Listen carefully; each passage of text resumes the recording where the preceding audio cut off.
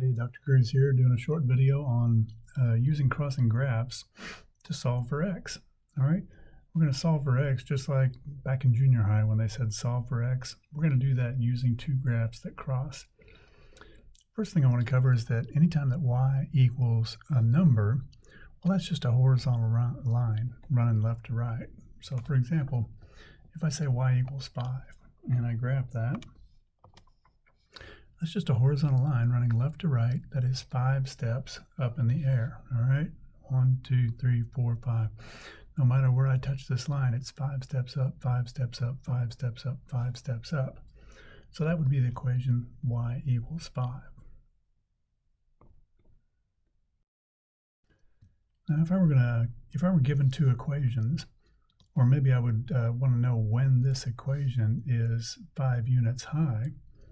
Well, I would put the first expression into y1. I'd put the second expression into y2. Now remember, this one is going to be that horizontal line that's 5 steps up in the air. So maybe this is the equation of something that's growing. So this line is going to go uphill. It's a regular x, that's just a straight line. And it's going to cross the y-intercept at 2 and go 3 up, 4 over, 3 up, 4 over, on and on and on. So this is a straight line going uphill. And I want to know when this line is 5 steps up in the air. Well, I can solve this real easy by putting both of them in my graph and seeing where they cross. So I have them both in my graph. I do want to note that 3/4 x and the TI-83, you need to put your 3/4 in parentheses, or else it'll say 3 over 4x. That's not what we want. And here's y2 equals 5. That's going to be my horizontal line that's 5 steps up in the air. I'm going to go ahead and hit zoom, and I'm just going to choose zoom standard. There's my uphill line, and next comes my horizontal line, 5 steps up. Now I want to know when, that's my x value, x measures time. I want to know when this uphill line is 5 steps up in the air. Well, if I look at where these two cross, this is the exact point where I am 1, 2, 3, 4, 5 steps up in the air. Now what is that? I need to calculate that intersection and look at the x value.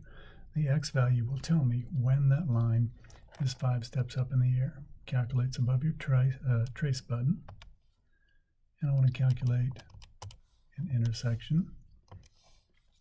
Now it's going to ask me a couple of questions here. It's asking me if I'm on the first curve or second curve. Let me scoot over a little bit. So the first curve, it's a line, but they call everything a curve in the calculator.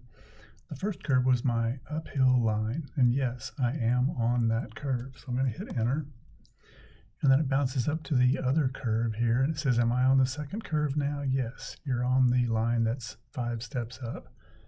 And so I say yes. It's going to ask me if I want to guess. I never guess. I just press enter again, and it will look and see where those two lines cross. So after 4 units of time, 1, 2, 3, 4, my uphill line is 5 units high. All right, you can make up your own story. Maybe this is a graph of a tree growing, and maybe it starts out this tall when you plant it, and as time goes by, it gets taller, taller, taller, taller, taller, taller. And maybe my question is, when is my tree 5 feet tall? Well, that would be after 4 months or 4 years or whatever unit of time we're measuring in. But after 4 years, my tree or my shrub is 5 foot tall. So be aware, even though the address of the intersection is 4 to the right and 5 up, the 4 is actually the solution to our equation. We're asking when is it 5 steps high after 4. All right, we already knew that y equaled 5. We put that in. All right, so of course y equals 5. We told it that. We just wanted to know when would my uphill line be that tall. And you can always check it by replacing your x with your 4 and making sure it works. Let's look at these two expressions here, the fraction 23 over 4 plus 3 to the x, and the expression x. Now, I want you to think of it this way. I want you to think of a y in between both of these. So we could say that y equals this fraction and y also equals x, because that's what's going to happen when the two lines cross. When the two lines cross, whatever this number is will be the same as that number. Y will be equal to both of those equations. all right? Remember, y is a measure of how high. Now, when this line crosses this line, they will be equal height. The y will be the same for both of these expressions at that intersection. So think of it that way. When this line crosses that line, the y will be the same. So that y will equal this equation, and that y will equal that equation. So let's put this in as y1 for this fraction and y2 for that x, and see where the y's happen to be the same height. All right, so I have my equations in here. You guys on the 83s, remember parentheses are on the top and parentheses are on the bottom. Now, if there's just one number on the top, you don't need parentheses, but make sure you put parentheses around the bottom. And then my second equation is x. I'm going to see where these guys cross. I'm just going to hit zoom standard. And there's my first curve. And here comes my second line, all right? And right here's my solution. Whatever this x value is, looks like it's 1, 2, about 2 steps to the right. So it looks like they cross at about 2 steps to the right. Let's go ahead and calculate exactly what that is. So calculate intersection. I'm just going to press 5. I like to be standing fairly close to the intersection, so I'm going to scoot a little closer to it. Am I on the first curve? Yes. Now it's on the uphill line. Is that where I want it? Yes. Don't want to guess. Just press enter again. And it says these lines cross about 1.9 steps to the right. So about 1.9 steps to the right, these two lines cross. All right. So our solution is 1.9. After 1.9 units of time, these two expressions will have the same y value. These two expressions will be equally high. Okay, so we came up with an address of the intersection of 1.9 steps to the right and 1.9 steps up. Kind of a coincidence. Remember, this is your solution. You're trying to find out what the x is. At what x value are the y's the same for both equations? So x is 1.9. And again, to check, you just take your original expression, change that x to 1.9, plug that in the calculator, and as long as the left side equals the right side, you're checked. Now, sometimes you have more than one intersection. So when will this expression be the same height as this expression? Well, sometimes it happens in two different places. So let's call this expression y1, this expression y2, and we want to find out when they're equally high, when the y values are the same. All right, so I have this in my calculator. Remember, on the 83s, if there's more than one number, put parentheses around it. And I'm just going to zoom standard again. There's my first expression going up and coming down, and there's my second expression, which is a horizontal line that is one step up above the x-axis. All right, so I have an intersection there, and I have an intersection there. Now, you don't have to, but you can zoom in if you want a closer look. All right, if I want to zoom in, I got to kind of move my cursor over to the area I want to zoom in on, and I can zoom in. Remember, the first time you press enter, it doesn't do anything, and then the second time you press enter, it zooms in.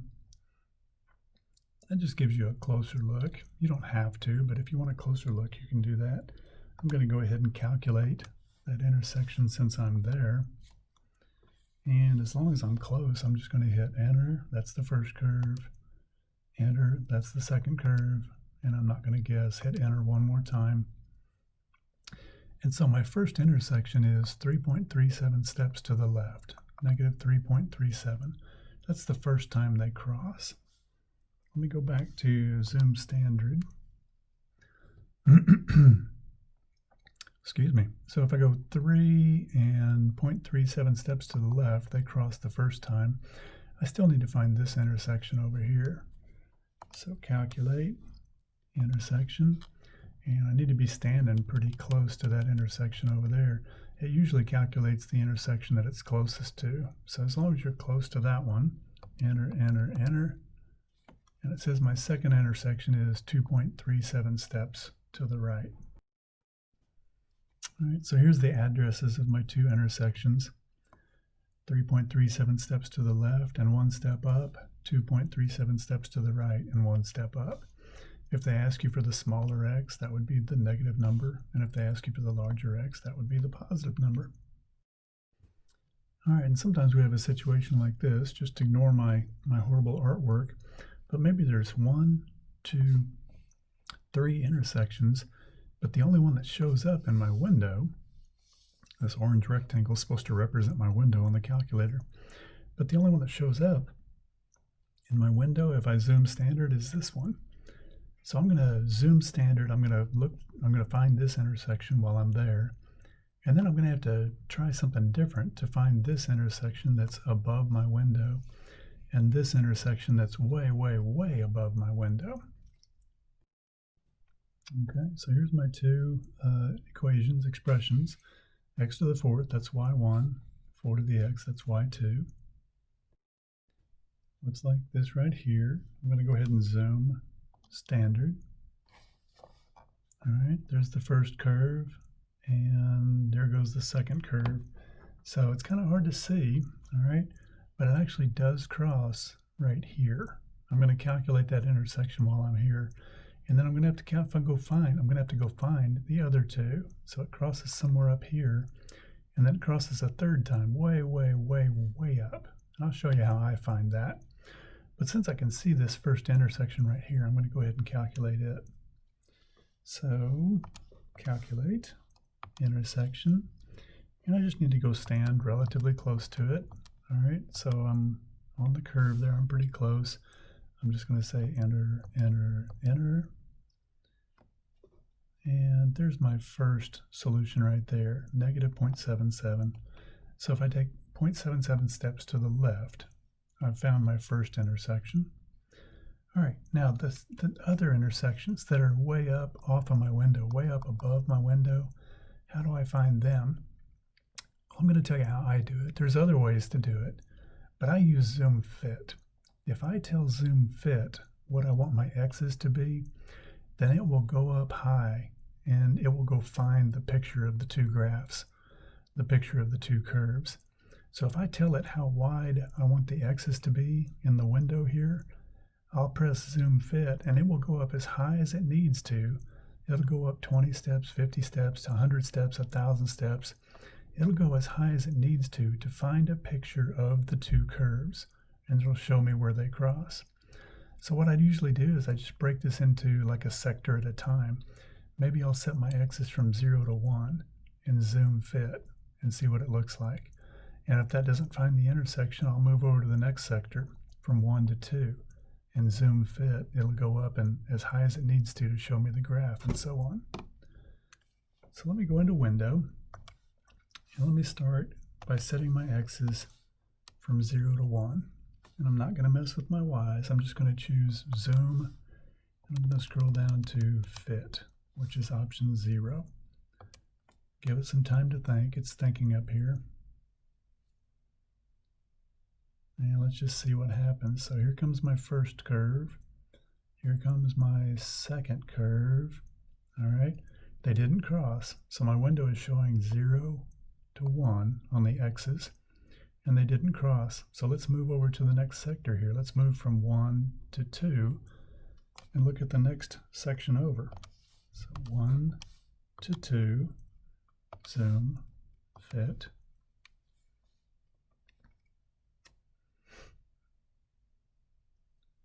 All right, there's my first curve.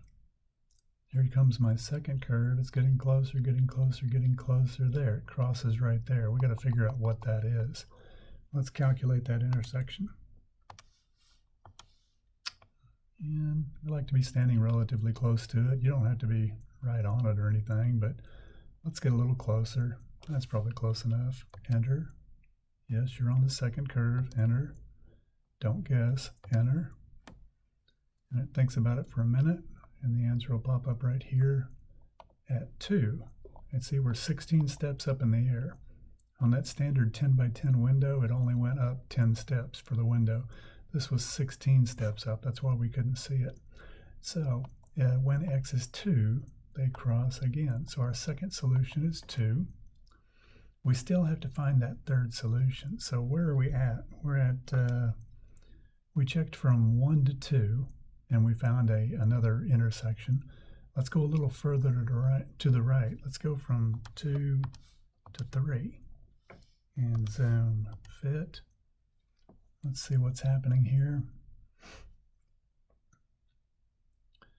All right, there's the first curve. Remember, we already found this. That's 2. We found that intersection. It looks like they're getting further apart. Okay, so here's the intersection at 2, and we're looking at 2 to 3. Let's go 3 to 4.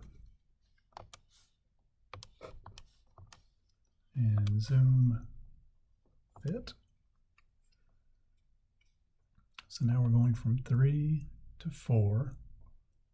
And it goes up as high as it needs to show both graphs. There's the first one. There's the second one. Oh, there it goes. There we go. It crosses right there. That's our third intersection. Let's calculate that intersection. Let's go stand relatively close to it. All right, that's probably close enough. And yes, I'm on the first curve. Enter. Yes, that's the second curve. Enter. Don't want to guess. Enter. Give it some time to think. And right here, still thinking. There it is. It found the next intersection at 4. So we had 3 intersections at negative 0.77, at 2, and at 4. At those 3 x values, we had intersections.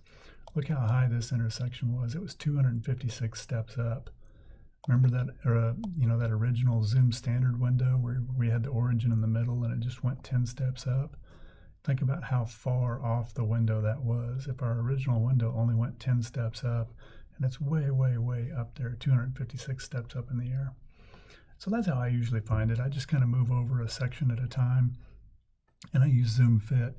And zoom fit will go up there. It'll go up 256 steps if it needs to. It goes up as high as it needs to show both curves. And I just keep checking, section after section after section until I find what I'm looking for.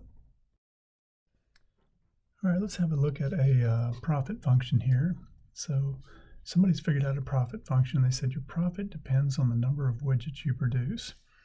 A widget is a term they use in business. It's whatever your factory's making. It could be making tennis rackets or building automobiles or manufacturing jeans or whatever. Well, whatever your factory's manufacturing. So your profit depends on the number of widgets you sell. And they came up with this formula here where N stands for the number of widgets in thousands. Now keep that in mind, all right? So if they say N is 7, it means 7,000. Or if they say N is 20, it means 20,000. All right, so if I put this into my calculator like this, all right, that's what it looks like on the 83. Well, if I hit zoom standard, that's not a really great profit curve. And in fact, I can't even see that it's a curve. It looks like a straight line. So that's not a great picture if I just use zoom standard. So I look for more clues, and it says this formula is only valid. That means this formula only works up to a level of 10,000 widgets sold. Now they're talking about N, the number of widgets sold. Now remember that N is measured in thousands. So N stands for how many thousands you have. We have 10 thousands, all right? So N in this case would be 10. So they're saying this formula is only good for N up to 10, all right? So they're basically telling us what to set our window at. They're saying, hey, start at 0 and only go up to 10 because the formula is no good after 10. N stands for thousands of widgets. They said 10,000 widgets is the limit of this formula. Since N is being measured in thousands, N is 10. So 0 to 10,000. Let's set our window. 0 to 10, and let's zoom fit. All right, there's a better picture. And now we can see it looks more like a profit curve. Most people start out in the hole below the x-axis because they have to borrow money from the bank. And they sell widgets and sell widgets and sell widgets, and eventually they can pay the bank back. This is called a break-even point. And after that, they make profit, profit, profit. All right. we're going to look for this break-even point right here. Now there's a couple of ways to find a break-even point. We can do it the way we've been doing this whole lesson, and we can make this y1, and I can make this line right here y2. Well, this is the x-axis, and the equation for the x-axis is y equals 0. That gives you a horizontal line that is not above or below the x-axis. It's right on top of the x-axis. I'm going to make that my second equation. y2 equals 0. That's simply going to draw a line right over the x-axis and graph. And I can't see it, but this is my first equation, the profit curve, and this is my second equation, y equals 0. I just put a line right over the top of the x-axis. And I can calculate that intersection, just like we've been doing. All right, I'm just going to go a little closer to it. That's probably close enough. Enter, enter, enter. And it says, okay, this curve intersected the x-axis at 1.65 steps to the right. All right, now notice that the y value is 0. We actually call this a 0. Back in junior high, you called it an x-intercept, where the curve crosses the x-axis. We called that an x-intercept back in junior high. Well, now, since the y-coordinate is 0, since it's neither above or below the x-axis, we actually call this a 0. So it's a break-even point if you're talking business. And it's also called a 0 on the calculator. And that's the second way that I'm going to calculate this. Let me take away that second equation. Let's delete that. All right, let's do it another way here. Put it back on the graph here. All right, so now all I have is just this profit curve, and I'm looking for that x-intercept, that break-even point. On this calculator, it's called a 0. If I calculate, that's option number 2, to go find the 0, to go find the x-intercept. All right, it's asking me for a left boundary, and I need you to think about the left boundary as a left fence, a vertical fence that is to the left of this 0. And then they'll ask me for a right boundary. So I'll need to set a vertical fence somewhere to the right of this 0. And it will look in between those two fences and find that x-intercept, that break-even point. So it's asking me for a left boundary. I'm pressing the left button, left, left, left. Looks like I'm going down, but I'm actually moving left across the screen. Left, left, left. All right, I'm getting closer, so I'm going to slow down. I'm still on the right side of the 0. Now it looks like I'm right on top of it. I'm going to take about 5 more steps left. 1, 2, 3, 4, 5, maybe a couple more. See how I'm down there in the words now? But I'm clearly to the left of the 0. So I'm going to press enter to set that. All right. Now when I press enter to set this boundary, it puts a little triangle right there. It says, okay, this is my invisible vertical fence. All right. I've set a fence, a boundary on the left side. Now it's asking for a right boundary. So I'm going to press my right arrow. Right, right, right. And it looks like I'm standing on the 0. Let's take 5 or 6 steps to the right. I want to be clearly to the right. So now I'm clearly to the right of the 0. And let's go ahead and set that fence. And this guy pops up here. So I set the first fence to the left of the 0, and I set the second fence to the right of the 0. And it's going to look in between those two fences and find that 0. I don't want to guess. I'm just going to press enter again. And it looks in between, and it finds that 0 is 1.65 steps to the right again. All right. So 2 methods. Either make the x-axis your second equation, make that y2, and calculate the intersection, or just calculate the 0 by setting a left and right boundary and making the calculator go find that break-even point. All right, and the last one I want to do with you is a formula like this. F of t, F in terms of t, the length of a fall, F, maybe you're falling out of an airplane or something, depends on how many seconds you fall. All right, that makes sense. They're going to use t for seconds, t for time. So the length of your fall depends on how long you've been falling. All right, the longer you fall, the further you fall. So the length of your fall depends on how much time you've been falling. The length of your fall in terms of how many seconds you've been falling.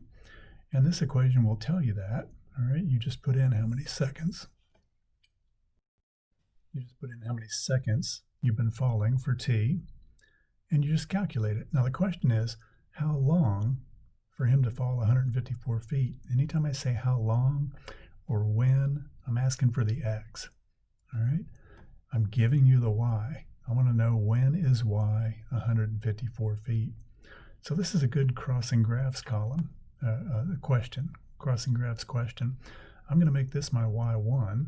This is going to be a curve or a line that expresses that the longer he falls, the further he falls. And then I'm going to make my second equation however high I need that to be. I want to know when it's 154 feet. So y2 will be a horizontal line at 154 feet. All right, so I have my equation in here. 12.5 parentheses times 0.2 to the x minus 1 parentheses plus 21x. This is on the old 83. And my second equation is going to be a horizontal line that's 154 steps up in the air. And I want to see where those two cross. Now look how tall this is. 154 steps up in the air. If I hit zoom standard, that's only going to go 10 steps up in the air. So this is more of a zoom fit problem. Now I need to set my x's, all right? And for this, they didn't tell us what to set the x's at. So you have to kind of guess, all right? Now this is a, falling out of the airplane problem. So, I mean, you have to kind of ask yourself, well, how long is he going to fall? Well, it could be anywhere from 0 to 10 seconds or 0 to 20 seconds or 30 seconds. This number isn't going to get really big. It's a falling out of the airplane problem. So you have to kind of experiment.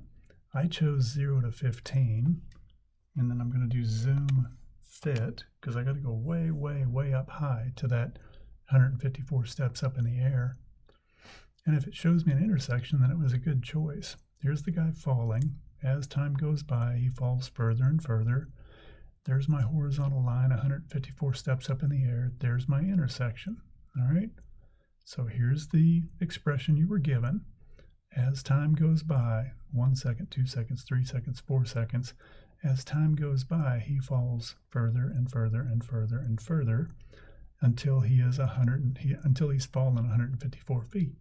And that's our second equation. At 154 feet high, we made that our second equation, y2.